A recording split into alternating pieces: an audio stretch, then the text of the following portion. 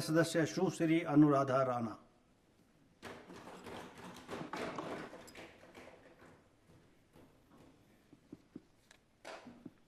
माननीय अध्यक्ष महोदय, क्योंकि मैं पहली बार इस सदन में मुझे बोलने का मौका मिल रहा है, तो मैं सबसे पहले धन्यवाद देना चाहूँगी इस सदन के माध्यम से अपने विधानसभा क्षेत्र लाहौल स्पीति की जनता का, जिनकी बदौलत आज मैं इस सदन में हूँ और आप सबके समक्ष अपना वक्तव्य व्यक्त कर पा रही हूँ। तो मैं अपनी जनता का बहुत बहुत धन्यवाद और हार्दिक आभार इस सदन के माध्यम से करती हूँ। माननीय अध्यक्ष महोदय, इस गंभीर विषय पे मैंने भी अपने विचार प्रकट करने की कोशिश की थी और उसके लिए आपने समय दिया, इसके लिए मैं हार्दिक आभार आपका भी व्यक्त करती हूँ। हम देख रहे हैं जैसे कि हमसे पूर्व सभी सम्मानित हमारे सदस्य गणों ने अपने विचार रखे और बहुत विस्तृत तौर पे, चाहे वो सत्ता पक्ष की बात की जाए या विपक्ष की, सभी ने विस्तृत तौर पे जो भी हमारे आपदा से प्रभावित जो पूरा हिमाचल प्रदेश उसके बारे में बताया।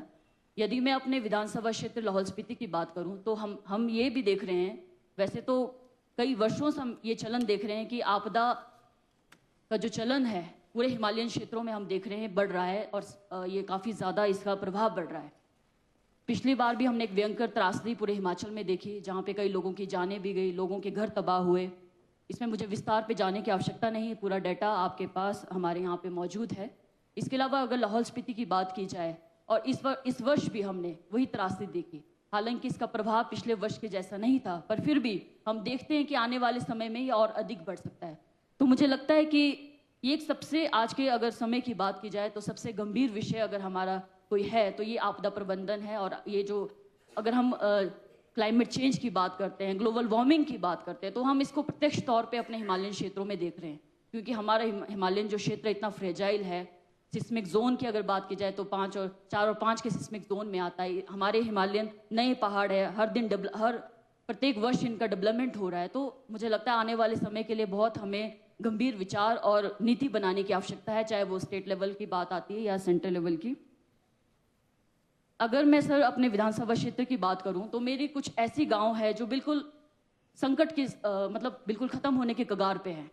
और हम ये वेट नहीं कर सकते कि वो दिन आए कि वो सब कुछ खत्म हो जाए। अगर मैं यहाँ पे जिक्र करना चाहूँ तो कुछ ऐसे गांव है, जैसे जालमा पंचायत के, आपने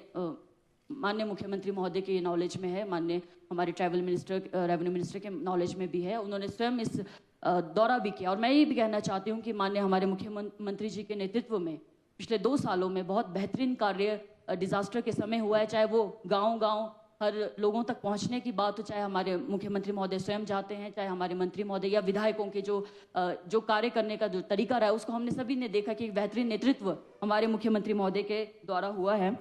अगर मैं यहाँ पे जालमा पंचायत की अगर मैं बात करूँ तो उससे हमारे प्रभावित कुछ गाँव हैं, जैसे जसरत है, ताड़ंग है। यहाँ पे मैं जिक्र करना चाहूँगी लिंडूर है, जिसका अस्तित्व बिल्कुल खतरे में है। मयाड़ घाटी का करपट हमारा गाँव है, स्पीति का शिचलिंग और संगनम है। आपने हमारे इस पूरे डिजास्टर में अगर मैं बात करूं, अभी तक इस मॉनसून में 22 करोड़ का नुकसान हमारे विधानसभा क्षेत्र में हुआ है, चाहे वो डिफरेंट हमारे डिपार्टमेंट्स के अंतर्गत हो। और एक कैजुअलिटी इसमें एक महिला की हुई थी हमारे स्पीति के संगनम गांव में, और वो महिला भी अपने बच्चों को बचाने के उसमें खेतों में काम करने के दौरान बाढ़ की चपेट में आकर उसकी मृत्यु हो गई थी, जो बहुत ही अनफॉर्चुनेट था। तो ऐसी त्रासदी आने वाले भविष्य में ना हो, इसके लिए हम कितना तैयार है और क्या हमारी नीतियां होनी चाहिए। वैसे छोटा मुंह बड़ी बात हो जाएगी, पर फिर भी मैं अपनी तरफ से कुछ सुझाव देना चाहूँगी। क्योंकि जैसे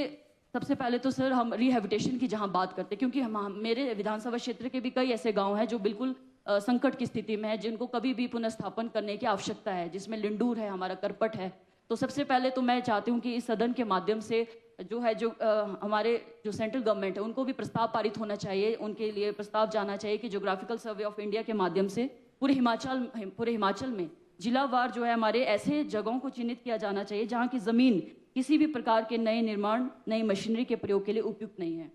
और ऐसी जगहों के लिए भवन निर्माण व ट्रांसपोर्ट सुविधा के लिए मुझे लगता है अल्टरनेट तरीकों पे भी कार्य होना चाहिए, क्योंकि हम कहते तो हैं कि ये प्राकृतिक आपदाएं, पर कहीं ना कहीं हम देखते हैं कि ज़्यादातर ये ह्यूमन डेवलपमेंट के द्वारा ही है, मानव निर्मित ये ज़्यादा हमें कहेंगे, तो मुझे लगता है इसमें कोई गलत नहीं होगा। और आम जनता में भी मुझे लगता है सर जागरूकता लाने की बहुत ज़्यादा आवश्यकता है, चाहे वो ग्राम सभा के माध्यम से हो।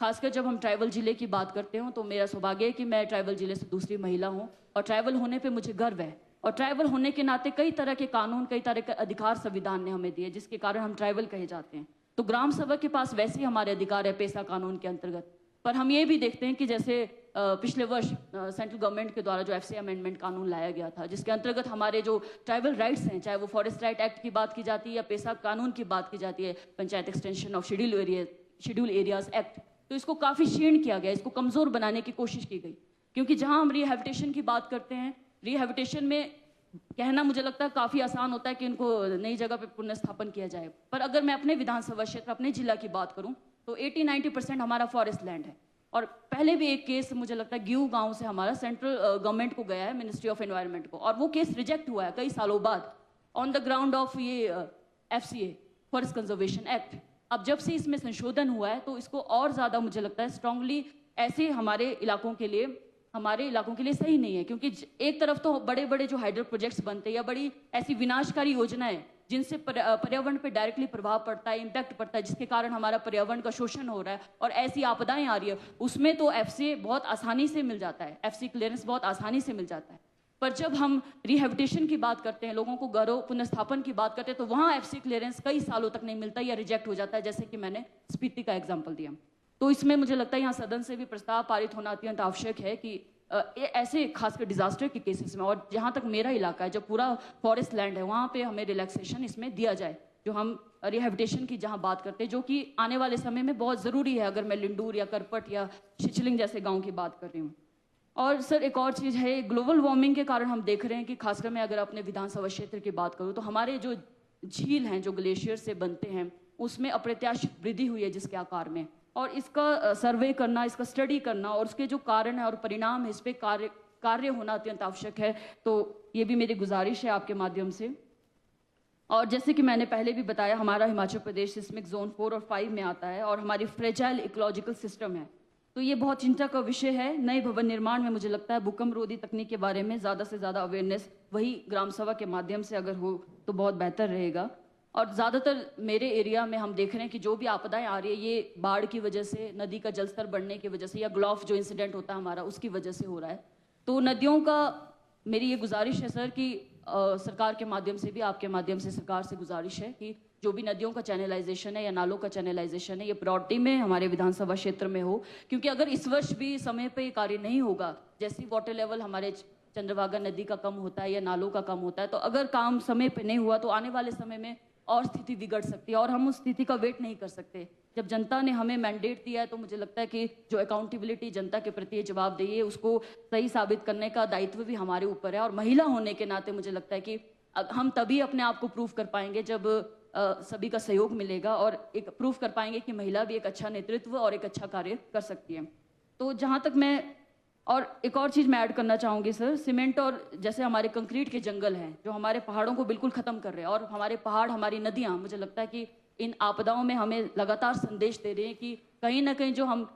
नेचर के साथ जो खिलवाड़ कर रहे हैं, उसका नतीजा है कि आज हम इन आपदाओं से जूझ रहे हैं। तो इसमें ना सिर्फ सरकार के लेवल पे बल्कि आम लेवल तक जागरूकता की आवश्यकता है, और जब तक आम लोग इसमें भागीदारी नहीं देंगे तब तक सरकार भी इसमें कुछ नहीं कर पाएगी। तो जो हमारा पारंपरिक भवन निर्माण की शैली थी, मुझे लगता है सर को इसको पुनर्जीवित करने की आवश्यकता है। जो हमारा पुराना आर्किटेक्चर रहा है, पुराने जो हमारे कार्य करने के जो तरीके हैं या आर्किटेक्चर है, उसको पुनर्जीवित करने की अत्यंत आवश्यकता है। इसी के साथ सर, जैसे मैंने बताया कि 22 करोड़ का नुकसान हमारे पूरे विधानसभा क्षेत्र में अभी तक हुआ है, और अभी ये और भी बढ़ सकता है अगर मौसम को देखते हुए। तो जो मुआवजा राशि, जैसे माननीय मंत्री, हमारे मुख्यमंत्री महोदय के नेतृत्व में एक अच्छा ऐतिहासिक डिसीजन जो लास्ट ईयर दिया गया था, जहाँ पे 1.5 लाख से 7 लाख गुना बढ़ा के जो राशि दी गई थी, चाहे वो घरों की बात आती है या खेतों की या फसलों की। मेरे विधानसभा क्षेत्र में ज़्यादातर नुकसान मैंने देखा कि हमारे ज़मीनों का और खेतों का और फसलों का हुआ है, ज़मीनों का हुआ है। तो ज़मीन के बदले ज़मीन मिलने का मुझे लगता है बहुत एक प्रावधान बहुत अत्यंत आवश्यक है, क्योंकि जिन लोगों की जो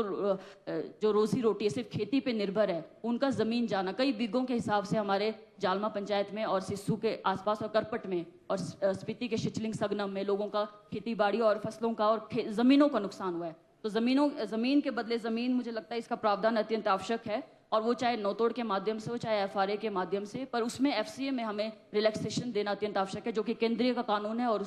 उसके लगता है मुझे इस हाउस से प्रस्ताव पारित होना अत्यंत आवश्यक है। बाकी सर, डिजास्टर मिटिगेशन फंड्स की भी मैं बात कहना चाहूँगी। अब ये नया कंसेप्ट 2005 में जैसे हमारा डिजास्टर मैनेजमेंट कानून आया है, पर हम ये देख रहे हैं कि आज तक जो भी इसकी कार्यप्रणाली या सिस्टम रहा है, हम आफ्टर पोस्ट डिजास्टर रिस्पांस करते हैं, डिजास्टर होने के बाद हमारा रिस्पांस होता है। तो प्री डिजास्टर फेज में जैसे डिजास्टर मिटिगेशन का जो कंसेप्ट सरकार के द्वारा किया जा रहा है, बहुत अत्यंत सराहनीय है। बस मेरी ये गुजारिश है कि मेरे विधानसभा क्षेत्र के लिए भी डिजास्टर मिटिगेशन में, चाहे वो फ्लड प्रोटेक्शन है, चाहे लैंडस्लाइड मिटिगेशन है या अन्य डिजास्टर में, अधिक से अधिक फंड का प्रावधान किया जाए, ताकि स्थितियों को उजाड़ने या बिगड़ने से पहले हम कुछ धरातल पे कर पाएं और लोगों की अकाउंटेबिलिटी के प्रति भी जवाबदेही हो। तो एक बार फिर से मैं सर आप सभी का धन्यवाद करती हूँ, स्पेशली सर आपका, कि आपने मुझे समय दिया। Thank you.